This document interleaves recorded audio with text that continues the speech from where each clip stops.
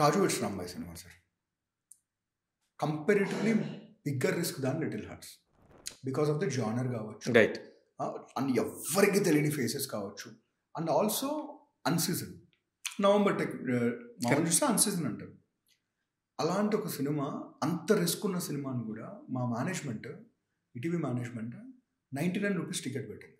ఎందుకు కారణం అంటే సాయి బాపిరెడ్డి గారు, సాయి వీళ్ళు ఒకటే అన్నారు సార్, అది ఫెంటాస్టిక్. అగైన్ మనకు వీలున్నది, మనకు రెవెన్యూ కొంచెం తగ్గినా పర్లేదు, ఎక్కువ ఫ్యామిలీస్ రావడానికి మనం ఇద్దాము. ఎందుకంటే అందరూ అంటున్నారు కదా, మీకు టికెట్ రేట్స్ ఇంత పెంచేశారు, అందుకే మేము పైరసీలో చూస్తున్నాం అని చెప్పేసి. అందుకే ఎంత ఇండస్ట్రీలో ఎంత టఫ్ అయినా కానీ, పాపం సార్ చాలా టఫ్ అయింది, నన్ను నమ్మండి. అయినా 99 రూపీస్కి వీలైన రోజులు పెట్టారు. అది మాకు చాలా పెద్ద వర్కౌట్ అయింది. బట్ హ్యావింగ్ సెడ్ దట్, అయినా పైరసీలో చూడలేదా? చూస్తున్నారుగా. అది మరి ఎవరైతే అన్నారో సార్, అఫ్కోర్స్ సార్ ఇది ఎలా ఉందంటే అందరూ ఒకేలా ఉండరు సార్, రకరకాల మనస్తత్వాలు కదా. టికెట్ రేట్స్ తగ్గించేసరికి జెన్యూన్గా వచ్చిన వాళ్ళు చాలామంది ఉన్నారు. టికెట్ రేట్స్ తగ్గించినా సరే నేను పైరసీలో చూస్తా అని అన్న మాట ఎవరైతే మాట్లాడినారో, మీరు తగ్గించండి మేము వస్తామని, అలా అన్న వాళ్ళు కూడా మేము పైరసీలో చూసారు. సో నాకు అర్థమైంది ఏంటంటే సార్, దొంగల్ని మార్చలేరు.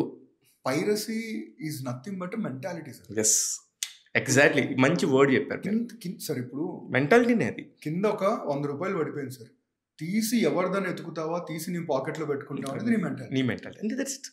పైరసీ కూడా అంతే సార్, మీ చేతుల్లో ఉంది. ఇప్పుడు అంటున్నారు సార్, ఒక మాట అంటున్నారు ఏంటంటే, మా డబ్బులు అనేది మా డబ్బులను దొంగతనం చేసి మీరు ఉద్ధరించుకుంటున్నారు, హీరోలు కోట్లు తీసుకుంటున్నారు, అందుకే మేము పైరసీలో చూస్తున్నాం అని చెప్పేది.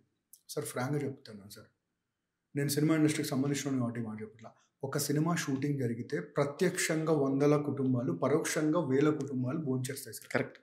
మరి వీళ్ళందరూ ఏం పాపం చేశారు సార్? వీళ్ళందరికీ ఏమైనా కోట్లు ఇస్తున్నారు సార్? అసలు దీని గురించి వాళ్ళ గురించి మనం మాట్లాడుకోవటం అంట బుల్షిట్టింగ్ కొట్టలేదు. బాధ కలుగుతుంది. ఎంత బాధ అంటే, నేను ఒక వీడియో చేశాను సార్, నన్ను ఎట్లా తిట్టారంటే, అది నిజంగా దొంగతనం అని చెప్తే కూడా తప్ప సార్, అది దొంగతనం సార్, పాపం సార్. అది ఎవరిదో.